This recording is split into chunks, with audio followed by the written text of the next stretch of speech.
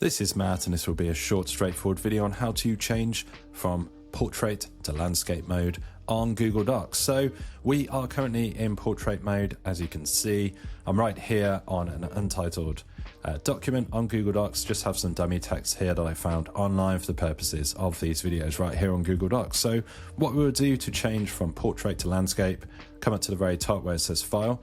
We will click on File.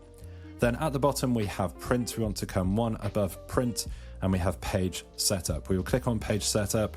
We have the Page Setup window opens right here, and we are currently in orientation portrait, as you can see here on my screen. If you want landscape, you will click on landscape. You can also change paper size and page color, so on and so forth here. But for the purposes of this video, orientation, you will change from portrait to landscape. You will click OK. And just like that, you can see that the whole orientation has changed. We are no longer in portrait mode.